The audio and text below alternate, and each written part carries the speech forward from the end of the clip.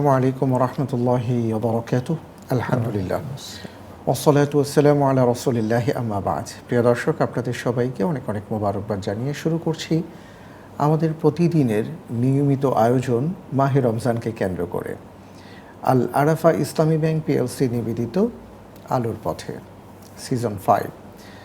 আলহামদুলিল্লাহ, প্রতিদিনই আমরা কোনো না কোনো গুরুত্বপূর্ণ বিষয় নিয়ে আপনাদের সাথে শেয়ার করবার চেষ্টা করি, যাতে করে আমরা সবাই মিলে কিছু শিখতে পারি, জানতে পারি, বুঝতে পারি, পরিশেষে তার উপর আমল করতে পারি বা আমাদের জীবনে তার বাস্তবায়ন ঘটাতে পারি। মাহে রমজান আমাদের কাছে অনেক বার্তা নিয়ে এসছে, অনেক কিছু শিক্ষা দিচ্ছে এবং আমাদেরকে প্রশিক্ষিত করে তুলছে।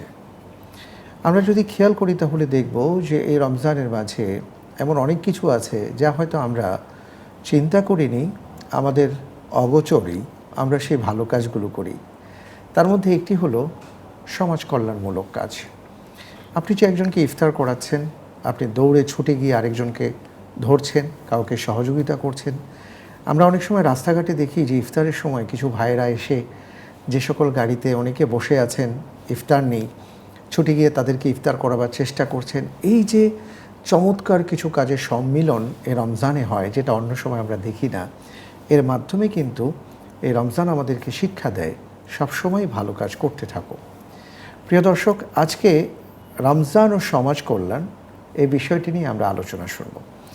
এ ব্যাপারে কথা বলার জন্য আমাদের স্টুডিওতে আজকে আমন্ত্রিত অতিথি হয়ে এসছেন আল আরাফা ইসলামী ব্যাংক পিএলসির সুপারভাইজারি কমিটির মুরাকিব এবং বিশিষ্ট গবেষক মোহতারাম শাহাদাত হোসেন।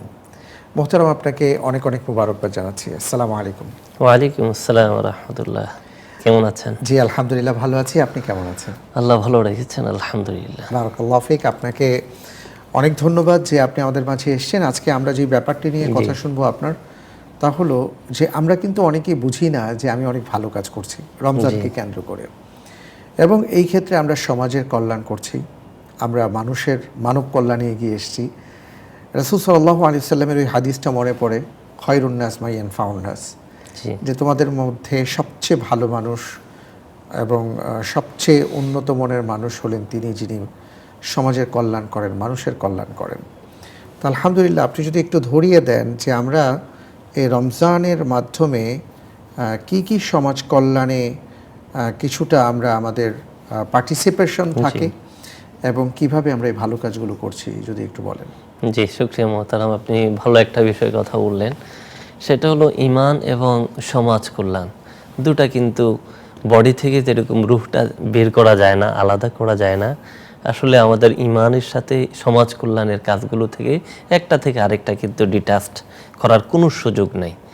এই জন্য আমরা যদি তাকাই, এই মাহে রমজান আল্লাহ তাআলা আমাদেরকে মুত্তাকি হওয়ার জন্য নির্দেশ দিলেন, মুত্তাকি বানানোর জন্য সিয়াম ফরজ করেছেন। আর মুত্তাকিদের অন্যতম একটা বৈশিষ্ট্য হলো সমাজ কল্যাণকামী হওয়া, অপরের কল্যাণকামী হওয়া। হলেই তখন তিনি মুত্তাকি হতে পারবেন, এবং এটা মুত্তাকিদের জন্য অন্যতম বৈশিষ্ট্য। আল্লাহ রাসূল সাল্লাল্লাহু আলাইহি ওয়াসাল্লাম এই রমজান মাসটাকে তিনি যেই ঘোষণা দিলেন, তিনি বললেন হুয়া শাহরুল মুআসাত, এই রমজানটা হলো সহমর্মিতার মাস।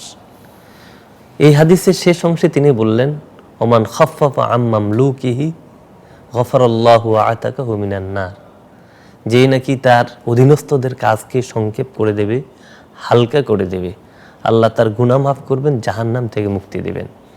তো আলহামদুলিল্লাহ, এই রমজান মাসে আমরা দেখি সহমর্মিতা কিভাবে হয়, একজন আরেকজনকে কিভাবে সহযোগিতা করে। এক নম্বর সহযোগিতা যদি আমরা দেখি, আমরা এখান থেকে শিক্ষা পাই। ভোরবেলায় তিনি সাহারি খাওয়ার জন্য উঠেছেন, কিন্তু উনিও চাচ্ছেন আরেকটা ভাই জাহান্নামের আগুন থেকে বাঁচার জন্য তিনিও আল্লাহর বিধান ফরজ সিয়াম যেন পালন করতে পারেন, এই জন্য তাকে ডেকে উঠায় নিয়ে আসেন। সালাতের ক্ষেত্রে তাকে নির্দেশ দেন। তিনি কিন্তু সমাজ কল্যাণ, অর্থাৎ আরেকজনের কল্যাণ কামনা করা, এটাই হলো আসলে মূলত সমাজ কল্যাণ। সমাজের কল্যাণে, মানুষের কল্যাণে কোনো কার্যকরী ভূমিকা রাখা, এটা মূলত সমাজ কল্যাণ। আমরা যদি তাকাই, আল্লাহ রাসূল সাল্লাল্লাহু আলাইহি ওয়াসাল্লাম হাদিসের মধ্যে ইরশাদ করেছেন যে ইন্নাদ-দীনা আন-নাসীহা, দিনটাই হলো কল্যাণ কামনা। সুবহানাল্লাহ। তিনি একবার বলেন নাই, তিনবারই একই হাদিসের মধ্যে তিনবার এই শব্দটা উল্লেখ করেছেন। সিয়ামের উদ্দেশ্য হলো বান্দাকে মুত্তাকি বানানো। আমরা যে কোরআনের সূরায় বাকারার 177 নম্বর আয়াতের দিকে তাকাই, আল্লাহ তাআলা এই আয়াতে বলেন, আউযু বিল্লাহি মিনাশ শাইতানির রাজীম, বিসমিল্লাহির রহমানির রহিম, লাইসাল বিররা আন তুওয়াল্লু ওয়ুজুহাকুম কিবালাল মাশরিকি ওয়াল মাগরিব ওয়ালাকিন্নাল বিররা মান আমানা বিল্লাহি ওয়াল ইয়াউমিল আখির ওয়াল মালাইকাতি ওয়াল কিতাবি ওয়ান নাবিয়্যিন ওয়া আতাল মালা আলা হুব্বিহি যাবিল কুরবা ওয়াল ইয়াতামা ওয়াল মাসাকিন ওয়া ইবনাস সাবিল ওয়াস সাইলিন ওয়া ফির রিকাব ওয়া আকামাস সালাতা ওয়া আতাজ যাকাতা ওয়াল মুফুনা বিআহদিহিম ইযা আহাদু। এই আয়াতের মধ্যে আল্লাহ তাআলা বলেন যে কল্যাণ তো আছে, আল্লাহ, পরকাল, ফেরেশতা, এর প্রতি ঈমান আনা। তারপরে কল্যাণ রয়েছে যে তার নিজের সম্পদ দান করে। সুবহানাল্লাহ। সম্পদের প্রতি ভালোবাসা থাকা সত্ত্বেও, সম্পদের প্রতি মোহ আকর্ষণ থাকা সত্ত্বেও নিকটাত্মীয়কে দেয়, এতিমকে দেয়, মিসকিনদেরকে দেয়, এবং যারা নাকি ভিক্ষুক, ওয়াসাইলিন, যারা ভিক্ষুক আছে তাদেরকে দেয়, এবং দাস মুক্তিতে দেয়। তো এবং যারা সব সময় সকলের দানের ক্ষেত্রে যে নাকি তিনি অ্যাডভান্স থাকেন, ওয়াসাইলিন ফির রিকাব ওয়া আকামাস সালাতা ওয়া আতাজ যাকাত। আল্লাহ তাআলা এই আগে সমাজ কল্যাণমূলক কাজগুলোর কথা বলার পরে এই আয়াতের মধ্যে সালাত এবং জাকাতের কথা বলেছেন। তার মানে আল্লাহ তাআলা গুরুত্ব দেওয়ার ক্ষেত্রে এখানে সালাত এবং জাকাতের আগে এই বিষয়গুলোকে আমাদেরকে উদ্বুদ্ধ করেছেন যেন আমরা এই কাজগুলো করি। নর্মালি আমরা যদি দেখি একজন মুসলমান আরেকজন মুসলমানের উপর, আল্লাহ রাসূলের হাদিস 6টা হক। ইয়াউদুহু ইযা মারিদা, অসুস্থ হলে তিনি শুশ্রূষা করবেন, সেবা করবেন। ওয়া ইউসাল্লিমু ইযা লাকিয়া, সাক্ষাৎ হলে তিনি সালাম দিবেন। ওয়া ইউজিবুহু ইযা দাআ, যখন তিনাকে কোনো কাজের ব্যাপারে, ভালো কোনো কাজের ব্যাপারে যখন তোমাকে আহ্বান করবেন, তিনি তার ডাকে সাড়া দিবেন। এইভাবে ওয়ায়ানসাহু লাহু গাবা আও শাহিদা, এই যে তিনি উপস্থিত থাকুক অনুপস্থিত থাকুক তার জন্য সবসময় কল্যাণ কামনা করা, এটা আল্লাহ রাসূল সাল্লাল্লাহু আলাইহি ওয়াসাল্লাম আমাদেরকে শিক্ষাই দিলেন। শুধু শিক্ষা দেন না, বরঞ্চ আমাদের ঈমানটাই পরিপূর্ণ হবে না। লা ইউমিনু আহাদুকুম হাত্তা ইউহিব্বু লিআখি মা ইউহিব্বু লিনাফসি, তোমার নিজের জন্য যা পছন্দ করা এটা আরেকজনের জন্য, আরেকটা ভাইয়ের জন্য পছন্দ না করা পর্যন্ত আমার ঈমানই কামেল হবে না, ঈমান হবেই না। তাহলে সুতরাং এই যে সমাজ কল্যাণ, আল্লাহ তাআলা তো বললেন ওয়া তাআওয়ানু আলাল বিররি ওয়াত তাকওয়া ওয়া লা তাআওয়ানু আলাল ইসমি ওয়াল উদওয়ান, তোমরা কল্যাণ কাজে একজন আরেকজনকে সহযোগিতা করো, তাকওয়ার কাজে একজন আরেকজনকে সহযোগিতা করো। কুনতুম খায়রা উম্মাতিন উখরিজাত লিন-নাস, আল্লাহ তাআলা আমাদেরকে এমনভাবে নির্দেশ দিলেন যে তোমাদেরকে বের করা হয়েছে লিন-নাস আই লিনাফআইন-নাস, মানুষের কল্যাণের জন্য।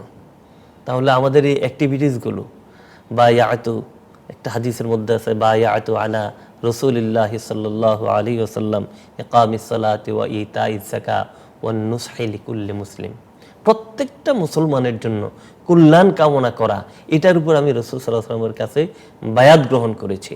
তার মানে আমি ঈমান, ইসলাম, দ্বীন, এটা আমার পরিপালনের সাথে ইবাদত যেগুলো আছে এগুলো আমার করতেই হবে, কিন্তু এটার সাথে এই সমাজ কল্যাণের কাজগুলো আমাকে আবশ্যকভাবে করতে হবে। এটার সাথে যখনই ম্যাচ হবে তাহলে আমার ঈমানটা পরিপূর্ণ হবে। আল্লাহ রাসূল সাল্লাল্লাহু আলাইহি ওয়াসাল্লাম হেরা গুহায় তিনি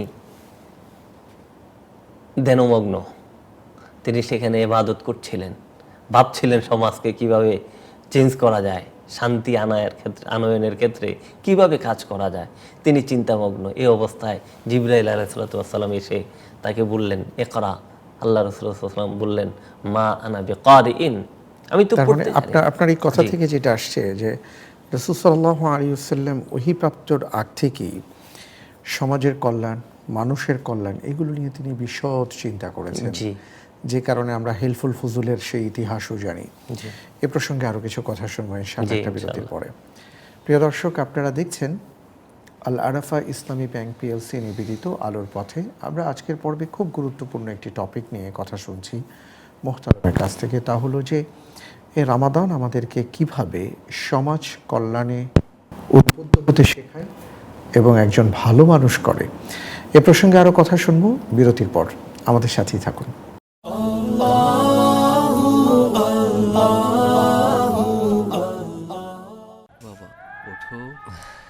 মহান সৃষ্টিকর্তার ইবাদত দিয়ে শুরু, তারপর তার সৃষ্টির সেবা। সময়ানুবর্তী, সৎ, দায়িত্বশীল, পরোপকারী আর বিশ্বস্ত হিসেবে তিনি সব সময়ের অনুপ্রেরণা। বাবা চেয়েছিলেন ছেলে হবে ব্যাংকার। বাবার বিশ্বাসকে লালন করে সেবাটাই আদর্শ করে নিলাম। চেয়েছি হিসাবের এই কঠিন জীবনটাকে একটু সহজ করে একসাথে চলতে। যে কোনো প্রয়োজনে সময়ের সেরা ব্যাংকিং নিয়ে আপনার সাথে আল আরাফা ইসলামী ব্যাংক পিএলসি, সর্বদাই শরিয়া।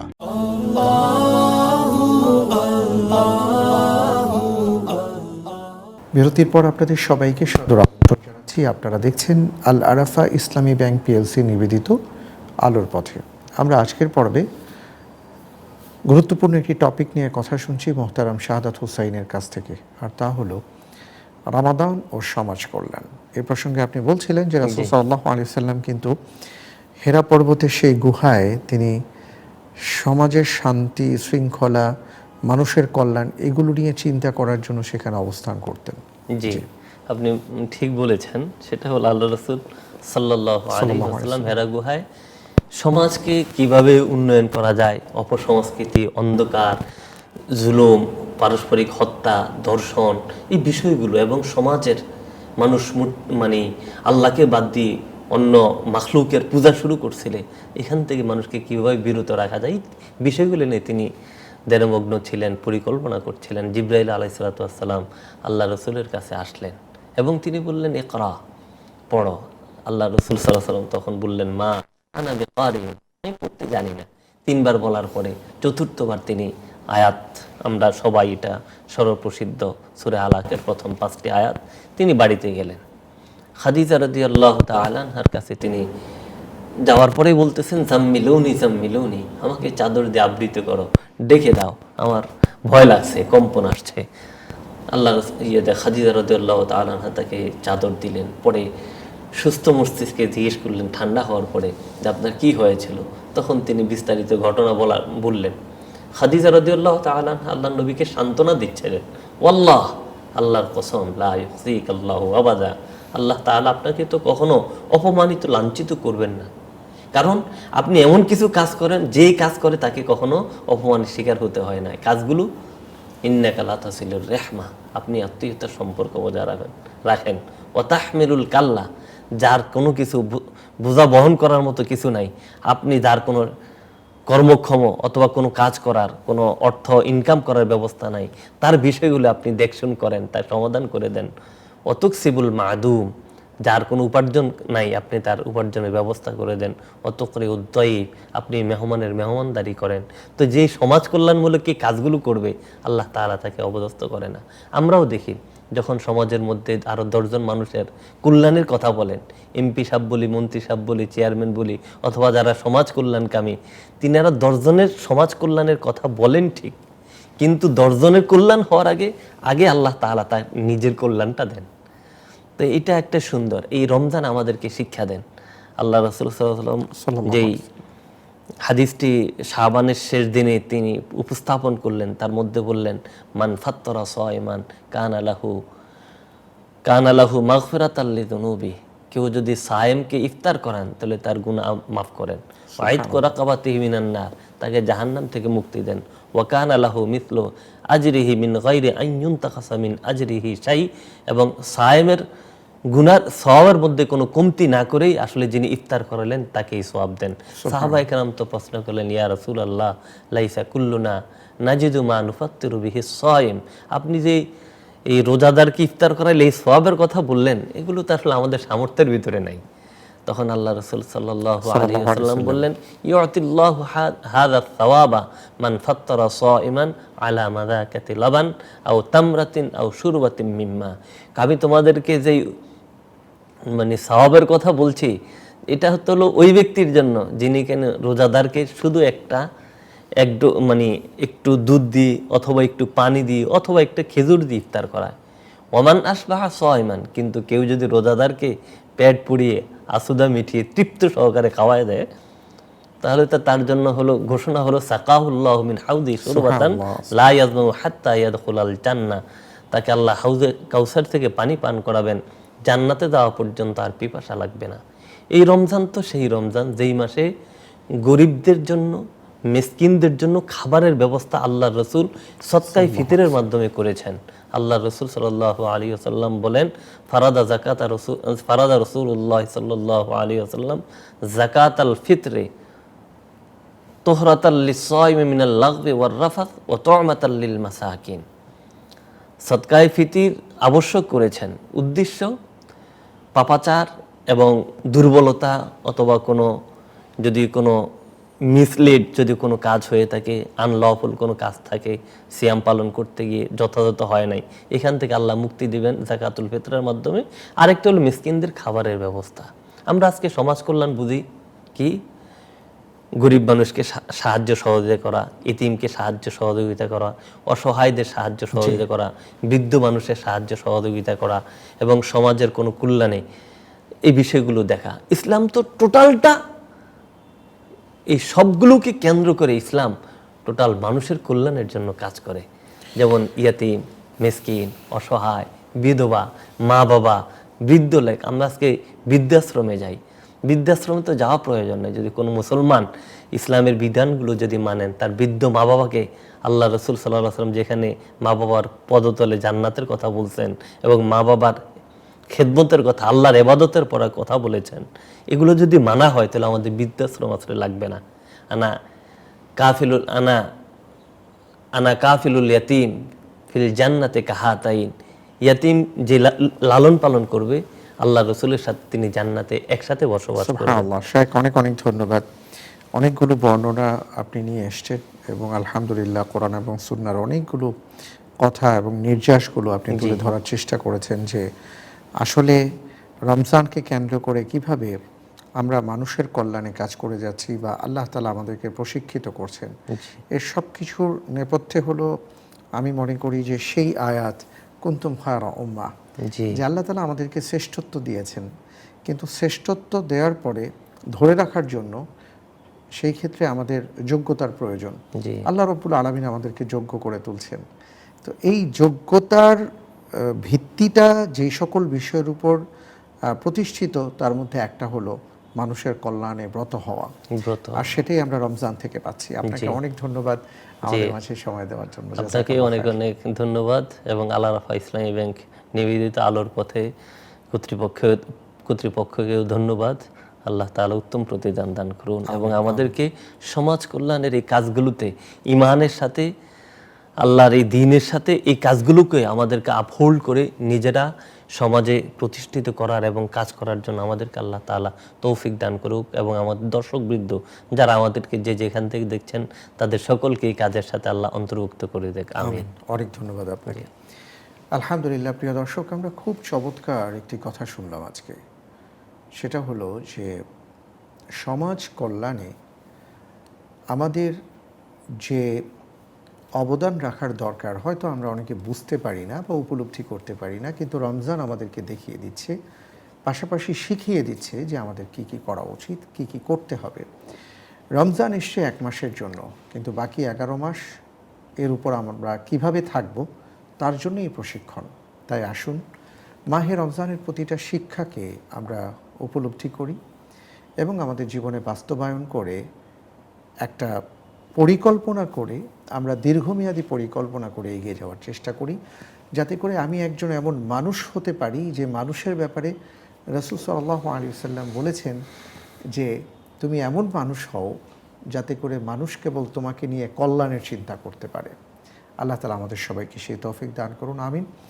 অনুষ্ঠানের শেষ পর্যায়ে চলে এসেছি, বিদায় নেব। তার আগে আপনাদের জন্য আমাদের আজকের প্রশ্ন। আমরা আজকের পর্বে একটা হাদিস বলেছিলাম, যে হাদিসে তুলে ধরবার চেষ্টা করা হয়েছে, যেখানে রাসূল সাল্লাল্লাহু আলাইহি ওয়াসাল্লাম বলেছেন একজন সমাজের শ্রেষ্ঠ মানুষ তিনি যার ভেতরে একটি গুণ থাকে। সেই গুণটি কি?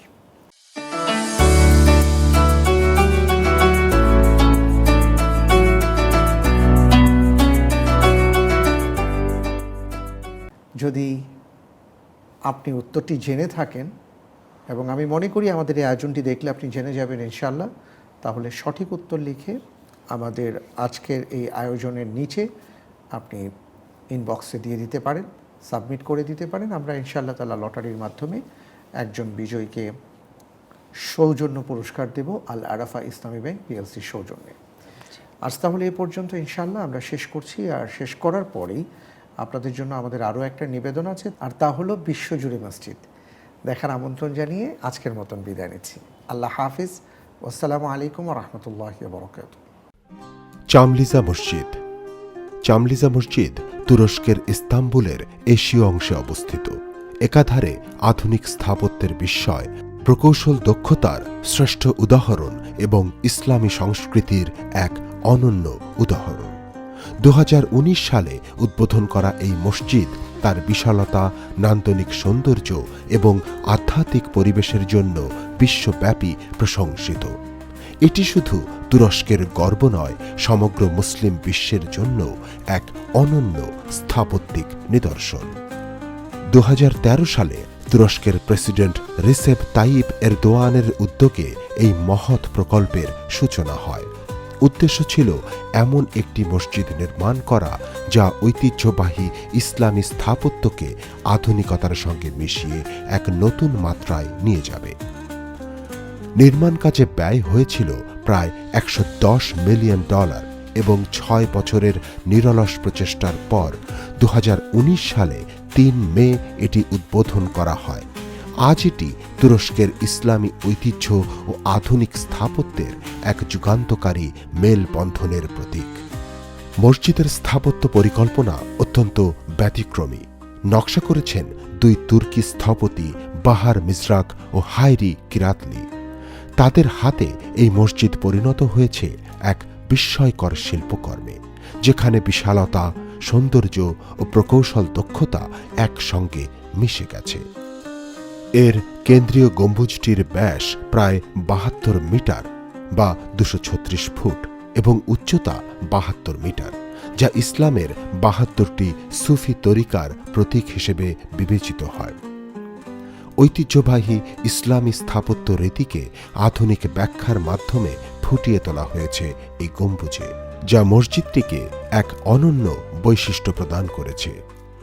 মসজিদে রয়েছে 6টি সুউচ্চ মিনার, প্রতিটির উচ্চতা 107.1 মিটার বা 351 ফুট। এটি 1071 সালের ঐতিহাসিক মালাজাগিরাত যুদ্ধের প্রতি শ্রদ্ধা জানিয়ে তৈরি করা হয়েছে, যে যুদ্ধে সেলজুক তুর্কিরা বাইজেন্টাইন সাম্রাজ্যকে পরাজিত করে আনাতোলিয়ায় ইসলামের ভিত্তি স্থাপন করেছিল। মিনারগুলোর গায়ে সূক্ষ্ম কারুকাজ ও ইসলামী ক্যালিগ্রাফির নিখুঁত কাজ করা হয়েছে, যা স্থাপত্যের শৈল্পিক সৌন্দর্যকে আরও সমৃদ্ধ করেছে। চামলিজা মসজিদের প্রধান প্রার্থনা কক্ষ অভূতপূর্ব বিশাল, যেখানে একসঙ্গে প্রায় 63,000 মুসল্লি নামাজ আদায় করতে পারেন। আভ্যন্তরীণ নকশায় ব্যবহৃত হয়েছে মার্বেল পাথর, সোনালী কারুকাজ ও ইসলামিক ক্যালিগ্রাফি, যা মসজিদের পরিবেশকে এক শৈল্পিক ও আধ্যাত্মিক মাত্রা দিয়েছে।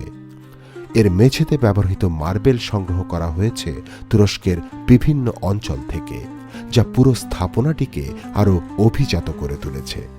প্রার্থনা কক্ষের ছাদে ঝুলছে এক বিশাল সোনালী ঝাড়বাতি, যা ইসলামী শৈলীর নিখুঁত প্রতিফলন ঘটিয়ে আভ্যন্তরীণ পরিবেশকে মনোমুগ্ধকর করে তুলেছে। মসজিদটির অন্যতম আকর্ষণ এর আলোকসজ্জা।